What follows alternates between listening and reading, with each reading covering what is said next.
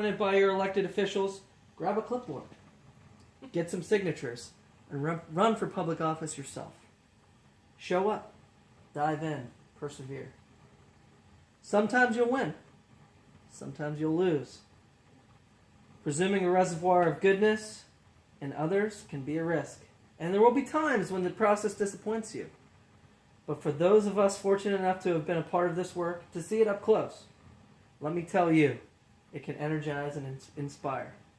And more often than not, your faith in America and in Americans will be confirmed. Mine sure has been. Over the course of these 8 years, I've seen the hopeful faces of young graduates and our newest military officers. I've mourned with grieving families, searching for answers, and found grace in Charleston Church. I've seen our scientists help a paralyzed man regain his sense of touch, and our wounded warriors walk again. I've seen our doctors and volunteers rebuild after earthquakes and stop pandemics in their tracks. I've seen the youngest of children remind us of our obligations to care for refugees, to work in peace, and above all, to look out for each other. That faith I placed all those years ago, not far from here, in the power of ordinary Americans to bring about change. That faith has been rewarded in ways I couldn't possibly have imagined. I hope yours has, too.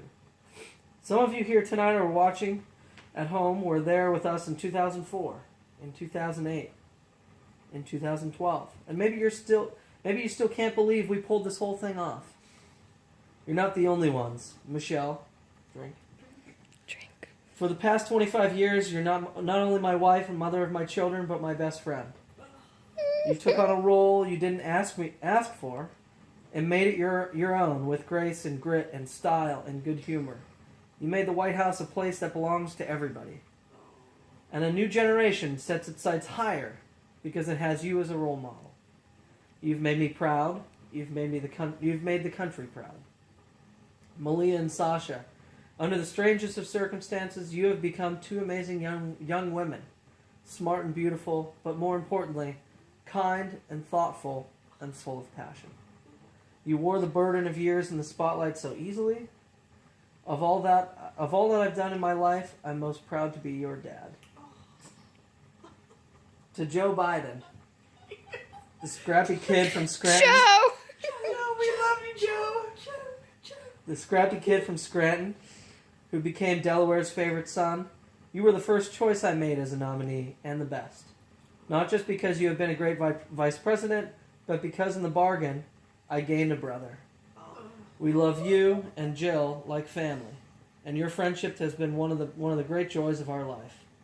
To my remarkable staff, for 8 years, and for some of you, a whole lot more, I've drawn from your energy and tried to reflect back what you displayed every day: heart and character and idealism. I've watched you grow up, get married, have kids, and start incredible new journeys of your own. Even when times got tough and frustrating, you never let Washington get the better of you. The only thing that makes me prouder than all the good we've done is the thought of all the remarkable things you'll achieve from here. And to all of you out there, every organizer who moved to an unfamiliar town and kind family who welcomed them in, every volunteer who knocked on doors, every young person who cast a ballot for the first time, every American who lived and breathed the hard work of change, you are the best supporters and organizers anyone could hope for. And I will forever be grateful, because yes, you changed the world. That's why I leave this stage tonight even more optimistic about this country than I was when we started.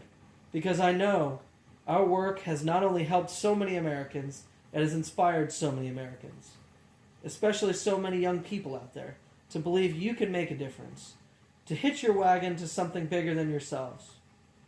This generation coming up, unselfish, altruistic, creative, patriotic.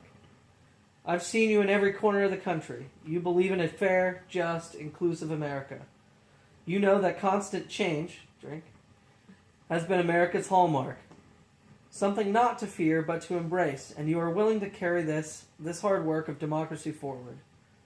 You'll soon outnumber any of us, and I believe as a result that the future is in good hands. My fellow Americans, It has been the honor of my life to serve you. I won't stop. In fact, I will be right there with you, as a citizen, for all my days that remain. For now, whether you're young or young at heart, I do have one final ask of you as your president. The same thing I asked when you took a chance on me 8 years ago. I am asking you to believe. Not in my ability to bring about change, but in yours. I'm asking you to hold fast to that faith written into our founding documents, that idea whispered by slaves and abolitionists, that spirit sung by immigrants and homesteaders and those who marched for justice, that creed reaffirmed by those who planted flags from foreign battlefields to the surface of the moon, a creed at the core of every American whose story is not yet written. Yes, we can. Yes, we did. Yes, we can. Thank you, God bless, and may God continue to bless the United States of America and all its resiliency. You did a really good job. Did I kill it? Yeah, you did a really good job. See, Way I could better than read any Obama speech. Yeah, way